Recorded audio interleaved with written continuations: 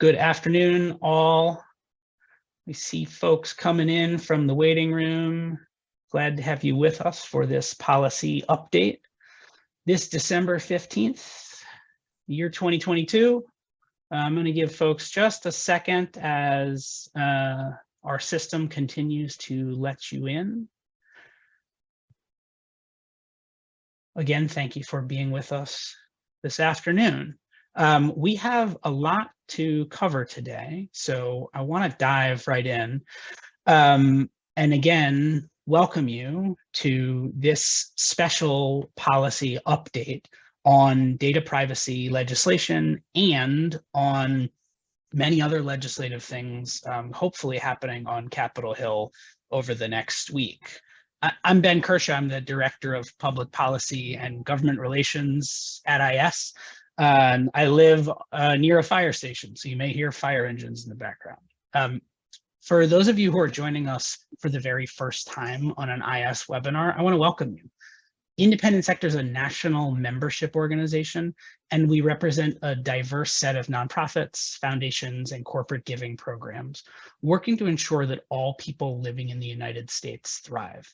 This monthly webinar is usually a membership benefit of Independent Sector. Because of the importance of this legislation, we've opened it up to the general public and to the world. If you enjoy it, we hope you'll talk to our membership folks. As part of our webinar feature, all lines are muted. You're welcome to submit questions. Please try to keep questions in the Q&A. General banter and comments are more than welcome in the chat. Before we do that, I want to respectfully acknowledge that I'm joining you today from Washington, D.C. It's the ancestral home of the Piscataway people. They're still in the area working to reclaim their land and their traditional practices. Also, many of the buildings we inhabit in D.C. were built by enslaved people. Whether you're joining us from D.C. or anywhere else, again, welcome. I'm joined today by my trusted partner and colleague at Washington Counsel Ernst & Young, Wes Coulomb. Wes, great to have you as always. I'm also joined by Brad Greenberg, legislative counsel with National Public Radio. And Brad has a wide range of expertise, but he's with us today to talk about data privacy legislation that has made some noise and made some progress on Capitol Hill this year. Particularly about kind of how it could impact nonprofit organizations and what we can all be thinking about going forward. So I don't want to take up any more of your time. Brad Greenberg, thank you so much for being with us. I'll turn it over to you. Great, thanks, Ben. I appreciate it. I appreciate the opportunity to be here today and talk with all of you. Just give you a little sense of where this is headed over the next 30 minutes or so. My goal here is to sort of sketch out some general data privacy concerns for nonprofit organizations and then talk about some of the concerns with different bills and a few 5 states now laws at the national and state levels, and then discuss what you can and should be doing in this space as a nonprofit leader. Going to discuss some of the general provisions in these bills, but don't want to get too much into the weeds. The real goal here is to raise general awareness that data privacy efforts are not someone else's interest or concern. They need to be ours because they will have dramatic impacts on the way you're able to operate and provide services to your community. And then I'm going to leave a significant chunk of time at the end for questions because I do think it's important to help here sort of talk through some of the considerations. As a little bit of background, there was a lot of activity in 2022 in the space of comprehensive data privacy legislation. There were 2 specific bills here in DC, but there was a lot more going on at the state level. We expect even more to be going on in 2023, both in DC and at the state level. I've been working with colleagues and a lot of the folks who are on this call for the past few months, both on active matters and those that are likely to come up next year. Currently, there's 5 states. They are California, Colorado, Virginia, Connecticut, and Utah that have data privacy legislation on their books. 2 of those were added this year, Connecticut and Utah. But there's active legislation in about 20 or so other states and in Congress. To this point, data privacy legislation has largely exempted nonprofits. At the federal level, there is no comprehensive data privacy legislation, and currently the FTC does not have jurisdiction over nonprofits. And at the state level, of those 5 laws that have been enacted, only Colorado's lacks a general nonprofit exemption. California led the way with a bill that was scoped really only to for-profit entities, except for in limited circumstances.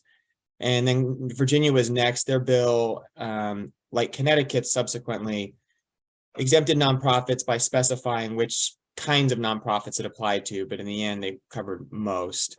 And Utah's takes a more general approach.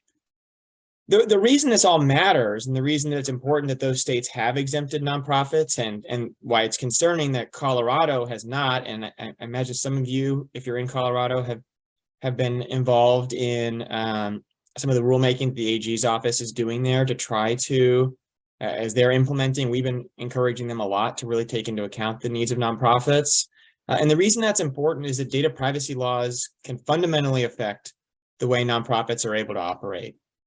They have huge implications for the ability to raise funds and for your operating costs.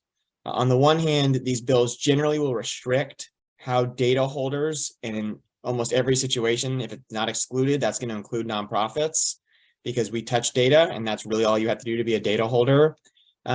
These bills generally restrict how data holders can use data, so what you can do with it, and they impose often costly new compliance requirements. Those come in 2 different forms. One of those is the new consumer rights that they afford, rights like the ability to access or delete or transport any of a user's data or a consumer's data, whether or not they're an active donor of yours. If you have data about somebody and there's a law, a data privacy law that doesn't exempt nonprofits, an individual can show up and say, I want all the data you have on me, and you have to have somebody on staff who can go through all of the data you have, whether it's in one location or 6 different platforms, and can pull all the data on that person, can then provide it in a human readable format, and can make sure that in doing so, they offer nobody else's data on accident. That even assumes the technological capacity, which I know most of our organizations don't have the technological capacity to pull some of those things down in a human readable form. And certainly not in any way that is not very time consuming. So there's that aspect that can be a hefty new operating cost. And then there's also just the general sort of regulatory obligations that come with these laws. They might require you to do extra filings. You might have to do a data protection assessment in the beginning, or even every year, or certified every year, which might require you to hire an outside consultant, whether a legal team or some sort of other project manager. They're going to identify gaps in your technology that aren't where data security isn't sufficient, and all these things just add up to really significant bills and reduced ability to pull in funding, and that just cuts into and diverts from the ability to provide mission related services. So that's where we come to this from. Public radio, we sort of have a lot of the same shared concerns that any nonprofit's going to have with this, in terms of we have federated member stations that do not have the capacity that a really big organization does. Even for NPR, it'd be really tough to deal with these new compliance obligations. We could probably figure out a way. I mean, it's a tough economy right now, as we all know. But maybe we could figure it out. But a lot of our members, and I'm sure a lot of your members, are based on largely volunteer staff with a couple of full-time employees and a general manager or an executive director who wears 6 other hats. When I had one of our stations participate in the recent Colorado state rulemaking process on their privacy law, she's the head of her station. She's also the president of the community broadcasters group in the area. But during her testimony, she basically had to immediately run from that, or had paused what she was doing and then immediately went back to what she was doing, which was stuffing envelopes for their end of year campaign, right? So you can all probably relate nonprofits just don't have excess capacity to deal with new compliance obligations. And so where we start on this with states and with federal lawmakers is that we need a full nonprofit exemption. At the federal level, that has been a tougher sell. And right now there's two different bills in Congress regarding comprehensive data privacy legislation. One is authored by Senator Cantwell, who is the chair of the Senate Commerce Committee, and the other is authored by the ranking member of the Senate Commerce Committee, Roger Wicker, and the chair and ranking member of the House Energy and Commerce Committee, Chair Pallone, and ranking member McMorris Rodgers. That committee in the House is going to flip next Congress, as you all know, and so it's likely that McMorris Rodgers is going to be the chair of that committee, which might change how these bills look a little, but as it currently stands, we have two different bills in Congress, and neither of them appear to be moving because they differ, and Senator Cantwell doesn't support the other bill, and she sort of controls what gets onto the Senate, or does control what gets onto the Senate Commerce docket. But we want to keep engaging on these bills because even though they may not be moving, if they did, there's a lot to really worry about with them. Neither has a nonprofit exemption, and both contain that sort of general double whammy that I was just mentioning of limiting how data can be used and also imposing significant new compliance obligations. And these bills, much more so than even the states, that a lot of the state bills we've seen, and there's a ton of state bills I didn't discuss as opposed to the 5 that have been enacted, but even in a lot of the state bills that we've seen that have sort of started to move but not get all the way, they haven't had as hefty of limitations on data usage that the federal bills look to. Not to mention, these federal bills would also give the FTC jurisdiction over nonprofits, which would be a totally whole new world for all of us. Even more concerning, if you can imagine, is that these bills don't account for how nonprofits are different from commercial entities in their relationship to consumers and in our need to fundraise and direct and improve mission-related services off of the data that we get from donors, consumers, users, other inputs. The two existential concerns, and I say this because I use that term because I really mean it when I discuss this with a lot of our folks internally, there was like, you could see this like blood draining from folks' faces. When I talked about this with a handful of the folks on this call, it really sort of set in pretty quickly that this could really change the ability for nonprofits, especially federated nonprofits, to support the national organizations, to support their local and regional affiliates. Whether we're talking about directing donor leads or we're talking about the ability to provide data analytics on services to improve mission-directed services. So one of those existential concerns is that currently the third-party definition in the bill does not account for federated nonprofits. It basically allows anybody who has common ownership to share data, even among two different entities.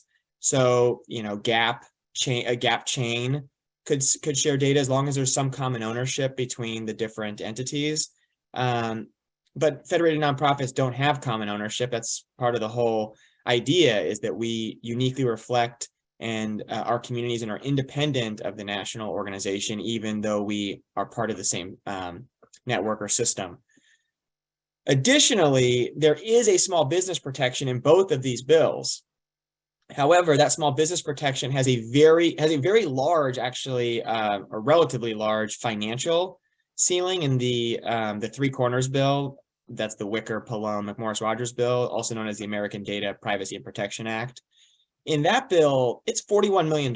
Your annual operating revenue can be $41 million, which to me does not sound like a really small business, but you can't touch more than 200,000 pieces of covered data. And covered data is effectively anything that can be used to identify an individual, which could be simply their name or even the IP address affiliated with their computer. So if you have a website that anybody ever visits, you probably get over that number pretty quickly. If you have to self-fund, you really get over that number pretty quickly.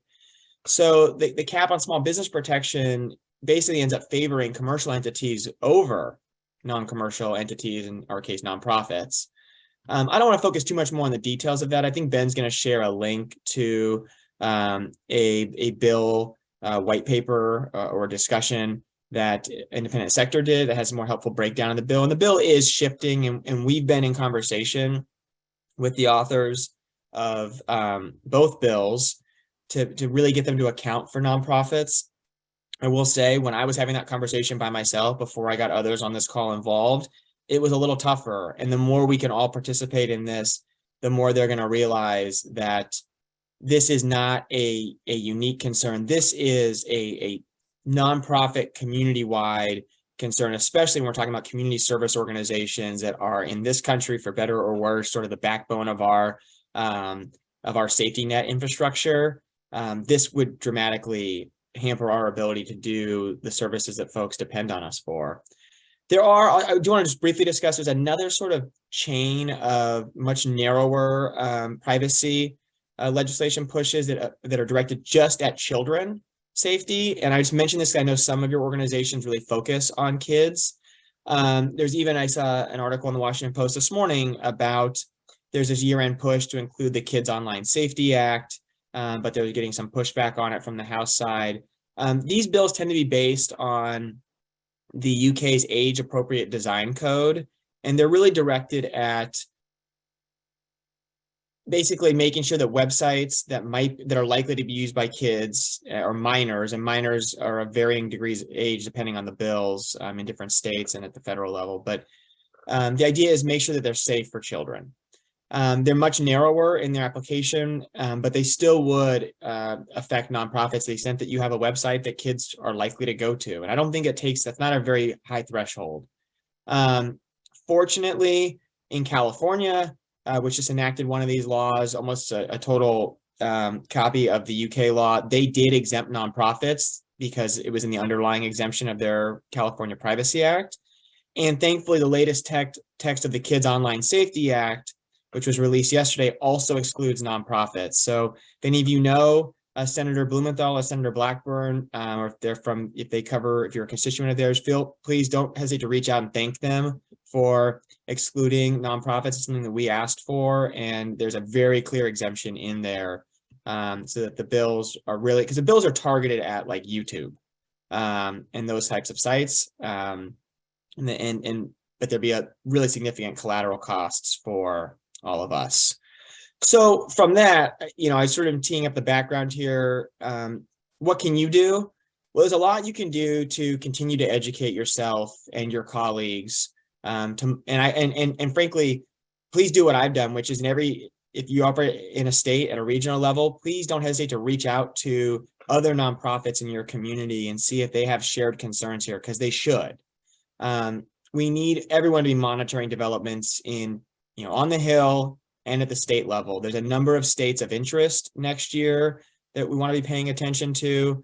New York is one where there have been New York has been trying to follow the lead of California, except they seem to be not wanting to exclude nonprofits. I have heard some positive developments there, but I think that, we want to just make sure we're active in states where this stuff is happening. Usually it takes long enough that we can be involved and need to stay involved. That was the case in Connecticut this past year. We were involved in Connecticut when the bill was released in the beginning of the year, and it took a while, but the nonprofit exemption was in there from the start and it never left. And that was important to us, to keep reminding folks why we need to keep this nonprofit exemption. In Utah's law was basically introduced and enacted about 2 weeks later, 3 weeks later. There was no time to act on that. We got lucky, I think, that it exempted nonprofits, but a lot of legislatures are going to come back into session here in just a month, and please don't think that this is something that can wait, because a lot of them are on short timetables. They might only be there for 3 months and then they're done for the year. If you hear that there's a data privacy bill in your state that's been introduced, think about getting involved and talking to the author or their staff and explaining why nonprofits need to be exempted. I also think it's important to think about other engagement opportunities. Think about whether or not there's info or data that you need to collect to help lawmakers understand the impact of data privacy legislation that it could have on your organization. California, really helpfully with their law, when they exempted nonprofits, we knew that they were saying that they expected the average small business to cost them about $50,000 a year to comply if they didn't have an exemption for small businesses. That's a pretty conservative number, I think, $50,000 a year. And that doesn't even include sort of the startup or capital investment that goes into getting into compliance. So think about what it might cost your organization, even at the low end, where we're just talking about having to provide access and the ability to delete data and having to handle regulatory obligations, not even the sort of existential concerns that I mentioned a minute ago with the federal bills. Also think about whether or not you want to participate in any kind of a letter campaign to privacy bill authors in Congress or in your state. And then just think of whether or not there are other ways that you can engage, whether it's with lawmakers or, like I mentioned earlier, like organizing regional coalitions. I'm also going to drop into the chat right now 3 just sort of talking points that I think are really common for all of us. These are not unique to public media. These are not unique to any one of you. I don't think all of you can, I think, will find these talking points useful for any meeting you have with lawmakers. And sorry, it's kind of a mess. I'm going to read through it, or generally. But I want to have you have it there so you can copy that if you want. Just, I mean, I have it at the top of every document I have on privacy legislation right now. Effectively, we support the general goals of data privacy legislation. Obviously, it's valuable to have consumers' data protected. It's actually something that nonprofit organizations are already really good about, right? We have a relationship with our donors. We don't want to upset them. We don't want to be using their data in a way that makes them feel like they can't trust us or that we took advantage of them or something like that. So we already have, commitments in place to make sure their data is protected and used in ways that align with their expectations. We also process huge amounts of data because we have to self-fund. And so data privacy legislation must exempt nonprofits. Sorry, there's the journalism activities part in the chat. That's because for nonprofit public media, that's also important. But at a high level, data privacy legislation needs to exempt nonprofits. And if it doesn't, the compliance costs imposed upon nonprofits are going to divert from mission critical services. And I mean, I don't think it's unrealistic to think that a lot of us are just not going to be able to, or a lot of our members aren't going to be able to be in compliance, right? We're going to be out of compliance. And then there's new scary thoughts about that. So that's sort of what I have. I'd like to leave the rest of the time. I'm not sure how much is left, maybe 5 to 10 minutes for any questions you all have. I think you can just drop them into the chat or the Q&A, and I think Ben's going to moderate. Thanks so much, Brad. We will turn to Q&A. Again, want to thank you for the insight here and the very real work that you and others have been, including us, have been part of with policymakers. Mm-hmm. So there's a question that has come in, and I want to add to it a little bit, right? So a question submitted to us about the rationale for the introduction of these bills. Let's take that to be the more comprehensive bills. And Brad, I think that rationale is important to understand a little bit of, which also gets at my question of, hey, there's 16 days left in this Congress. Maybe this will just go away and never come back and we don't have to worry about it. What do you think, Brad? I don't think that's likely. I think that, so a lot going on here. One is that this is generally bipartisan because there's stuff for Republicans and stuff for Democrats in data privacy legislation. They each have sort of their boogeymans that they can highlight with data privacy legislation.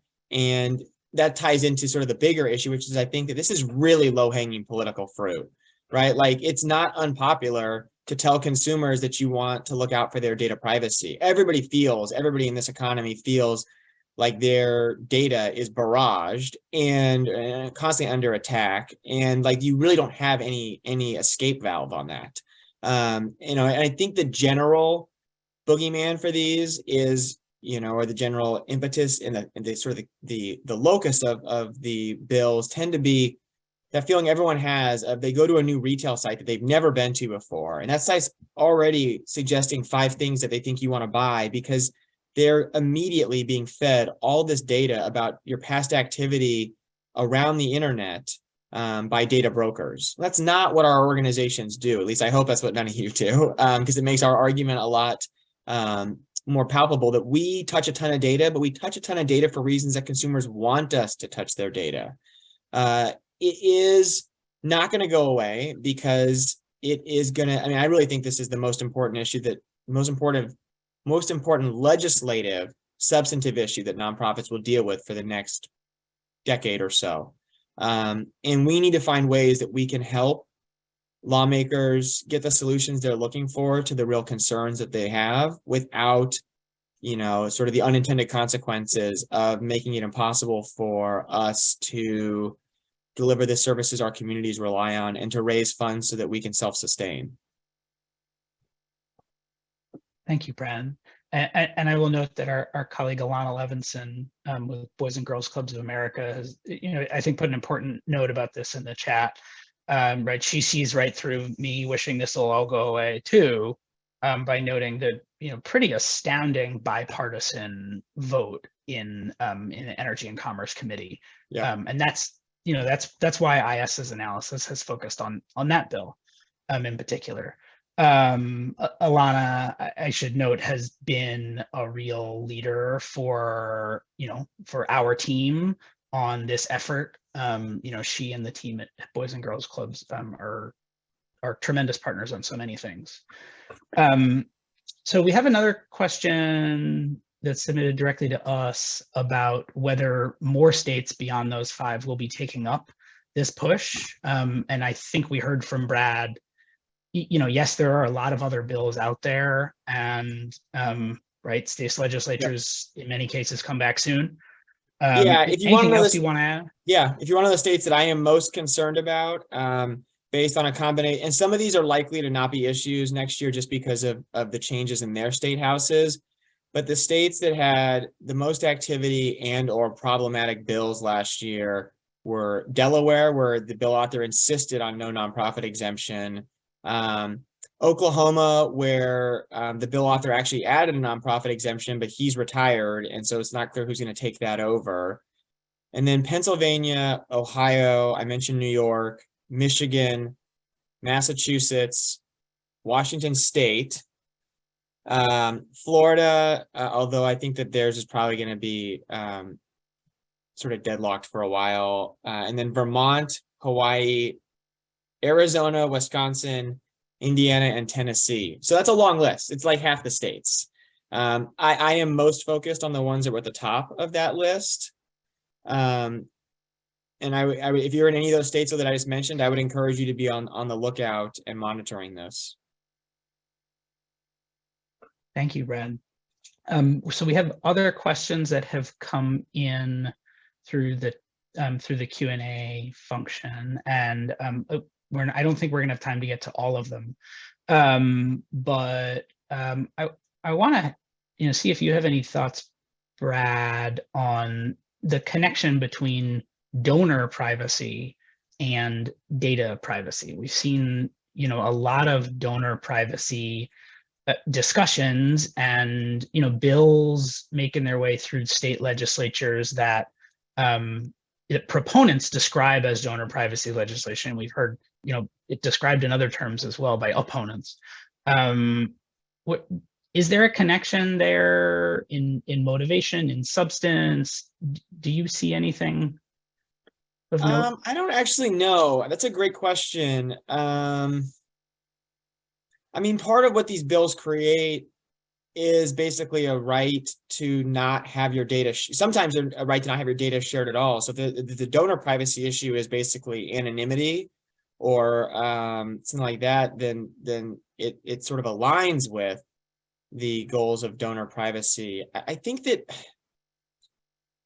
I'm not entirely sure on the answer to that question. I think that there is some concern that there are, and this sort of is going to answer, I see a question from Jay Frost and maybe some others had a related question, which is why do some lawmakers insist on no nonprofit exemption, or why have we had a hard time, pushing for that at the federal level? And it's the sense that there are some nonprofits that, I mean, a lot of our nonprofits buy lists, right? Or a lot of nonprofits, I should say, buy lists. As far as I know, none of my members sell data, but I don't know across the whole nonprofit world. And so the thought is, I think from a lot of lawmakers or those that insist against it, is that sure, your organization's got clean hands and a good faith actor, but not all nonprofits are. And I don't know if they have some idea of, a sort of hypothetical nonprofit that's established around one individual who's really just a commercial data broker for his, and he pays out his board, which is just himself. I don't know, but I do know that there is a sense that not all nonprofits are good actors, unfortunately. I think that's a really important thing to highlight, Brad. And, part of independent sector's mission, right, is more broadly to look out for a healthy and an effective nonprofit sector. That's not the mission of every single person who has charitable status, as we've seen bandied about in the press from time to time. So finding that balance is important. We've also stressed that the way you root out fraud in the nonprofit sector ought not to be through, data privacy legislation, right? Mm-hmm. Fraud needs to be addressed and prevented for its own sake. And right, we'll work with any policymaker who wants to go that route. So we're a little over time, and can I make one? I was gonna make one more point because someone was asking about Pennsylvania. Brad. Maybe two people are asking about Pennsylvania. I just dropped into the chat the bills there. Those are the bills this year. They both had nonprofit exemptions. Those might not be the bills next year.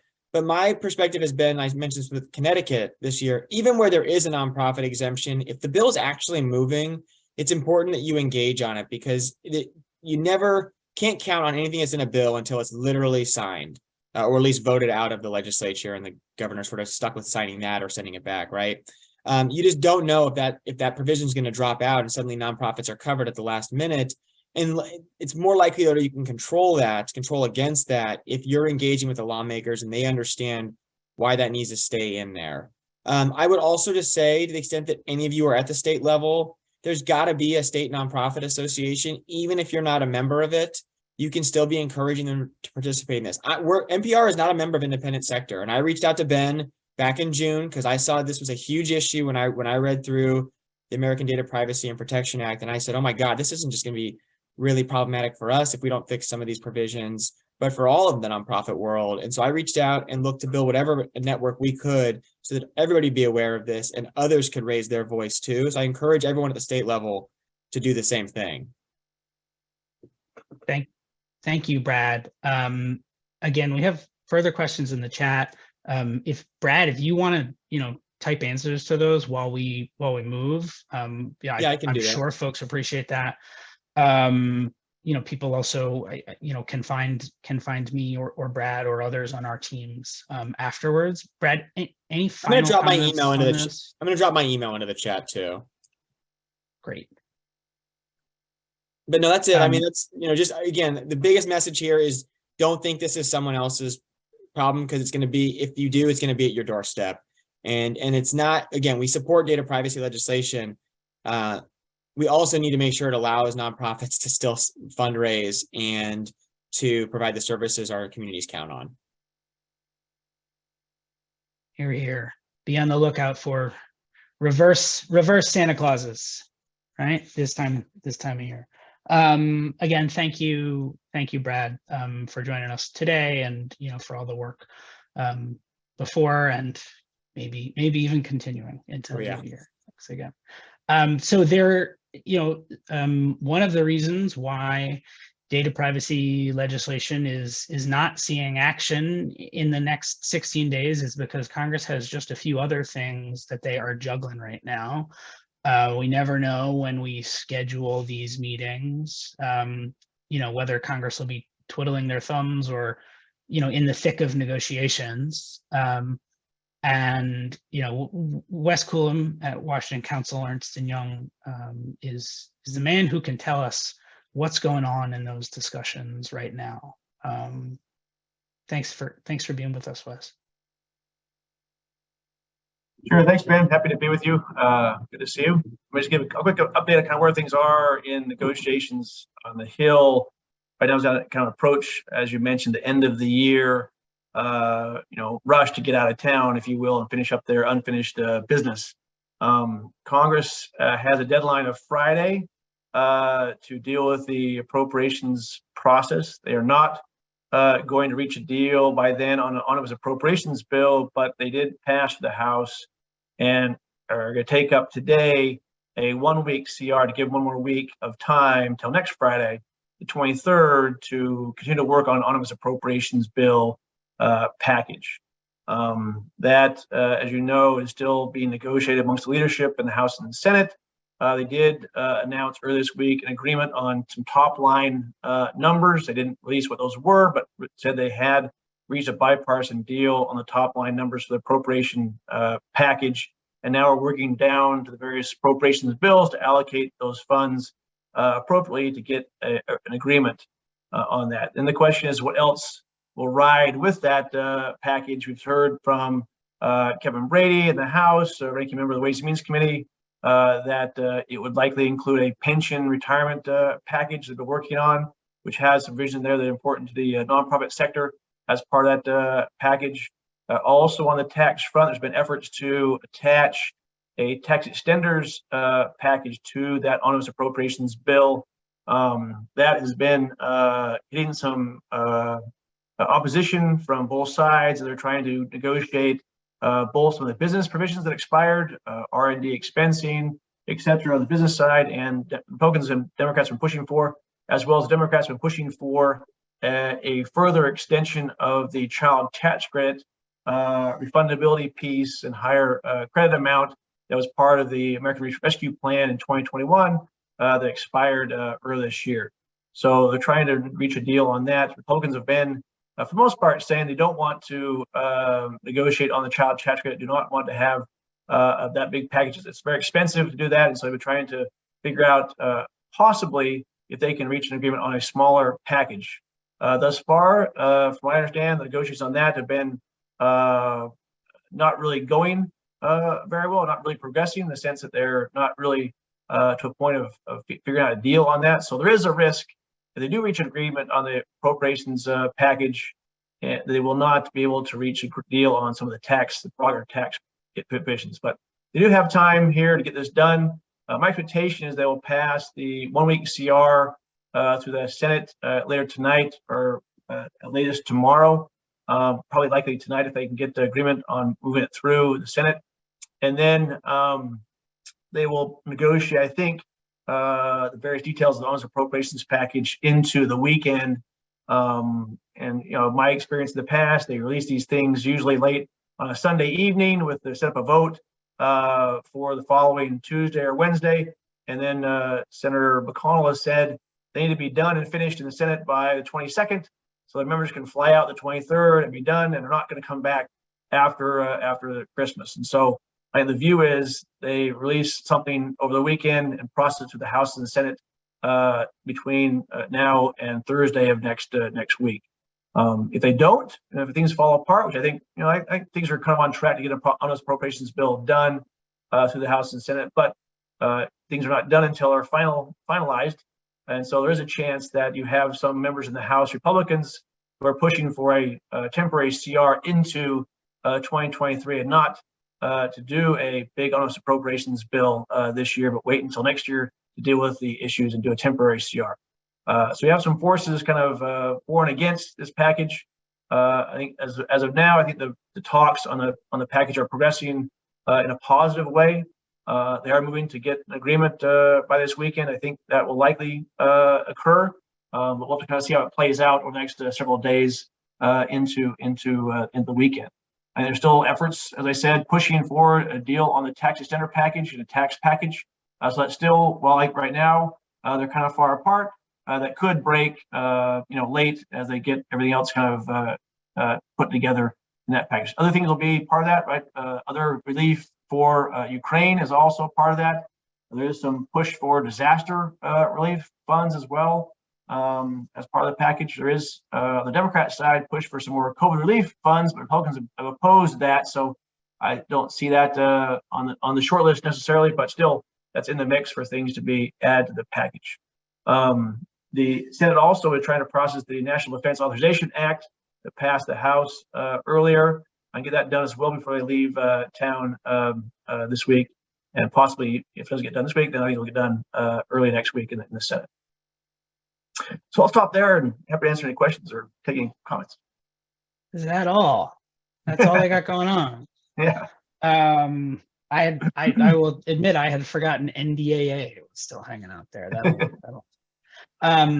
So invite questions in the Q&A, please. Thank you again, Wes. So a couple things that I would highlight that are of particular importance to the work of independent sector and our members. One, right, so Wes talked about the tax package. We are advocating, loudly and consistently with many partners for a restoration and an expansion of the non-itemizer charitable deduction. We've built a lot of bipartisan support for that, but that is something that is vehicle dependent. We also continue to advocate within the tax arena for restoration of the fourth quarter of the employee retention tax credit from 2021, as well as a much needed adjustment to the volunteer mileage rate. Those are some of our focuses in the tax space.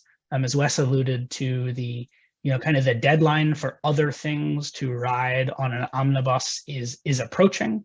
Our tax focused contacts to the Hill have been very urgent today, right? We think that may be a deadline internally, but again, as Wes told us, deadlines are sometimes a little flexible this time of year.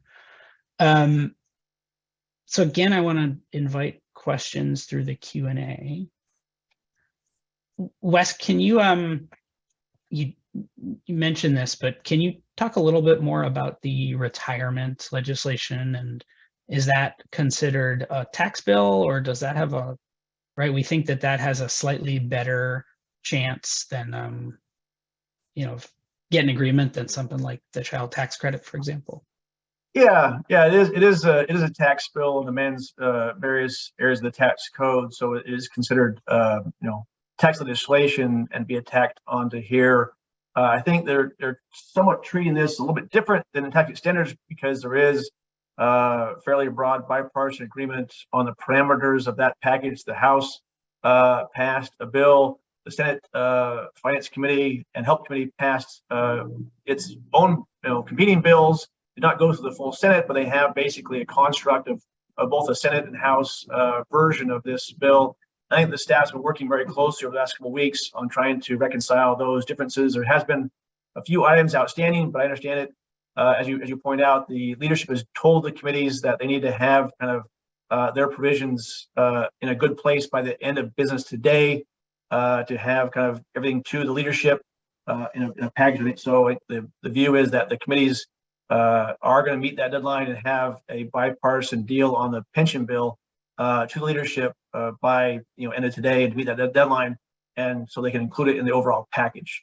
I think there is the view that it does ride along with honest appropriation. That's at least what Congressman Brady has indicated in the press, that he thought they would move along even if they didn't get a broad agreement on a large tax extender package, they would still include the pension bill in the omnibus appropriations bill. So that's kind of like we're going off that assumption from his comments and others.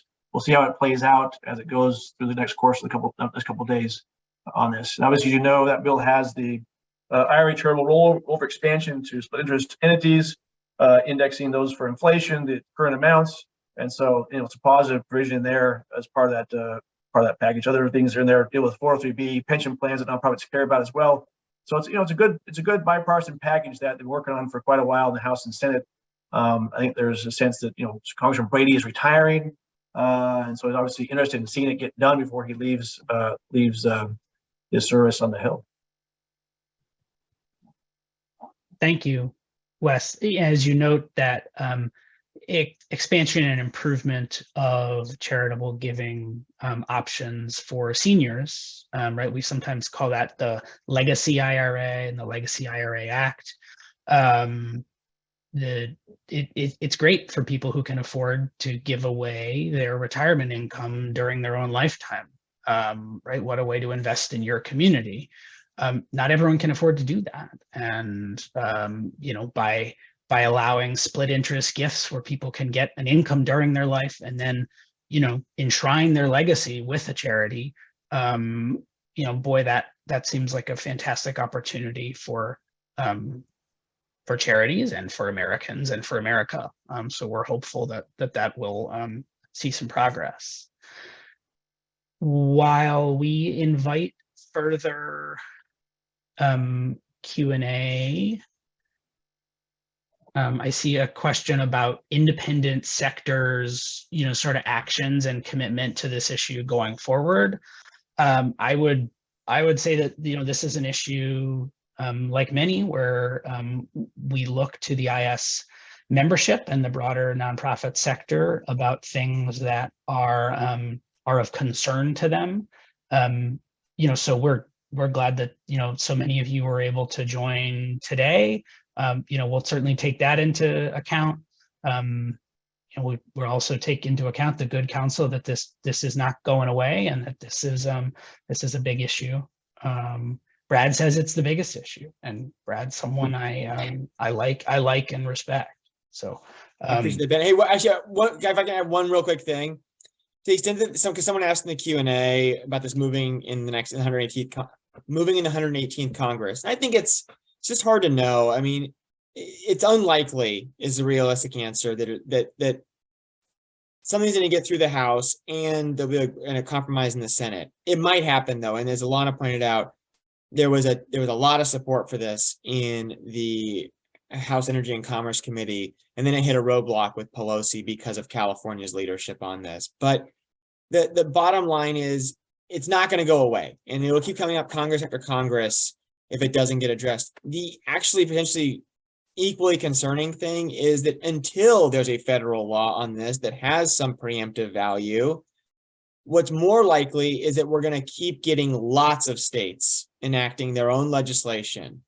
And if they don't exempt nonprofits for national organizations, the situation that's going to shape up is that a national organization is going to have to comply with, well, let's say 10 states have full nonprofit exemptions and 20 states don't have laws, but 20 states do that don't exempt nonprofits, and they all have slightly different provisions. And some of them are very cumbersome to deal with. And what's going to end up happening is national organizations might be in the spot where it's a lot harder to support their affiliates in certain states because certain states have such onerous requirements. And then we're in a situation where, you know, that's not good for anybody. But what I'm trying to say is whether or not anything moves at the federal level, and we're trying to do our best to make sure that whatever does move is not really harmful to nonprofits, it's really important to be paying attention to what's happening at the state level in the near term, because that's where we're certainly going to get more laws enacted, and they're going to have the most diversity, which makes it really hard to support different organizations from state to state.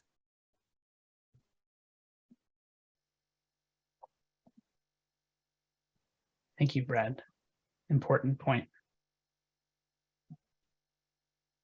I know one of our colleagues worked in the Colombian legislature on comprehensive data privacy legislation, and he was at it for quite a number of years.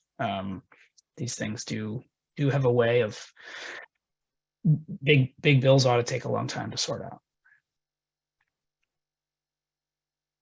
We have a couple minutes for questions, but you all have been very generous with your time and your intention today. We so appreciate all of the comments. You know, very little banter. We appreciate you all sticking to business this afternoon as well. So not seeing further Q&A, I want to again thank all of you. Thank Brad Greenberg, thank Wes Coulomb, thank the IS team. we will, in addition to sending out a recording of this, I want to ask you to please complete a really quick 1-question survey about whether this was useful to you. If you want IS engaged on these issues, I suggest filling out that survey, Jay. Again, we'll pull a couple relevant pieces from this very productive conversation to include with the recording that we send out to all of you. So again, thanks everyone. Have a good Thursday afternoon. Stay tuned on the rest of the internet for future developments over the next week or so from the Hill. We will see you in the new year. Thanks.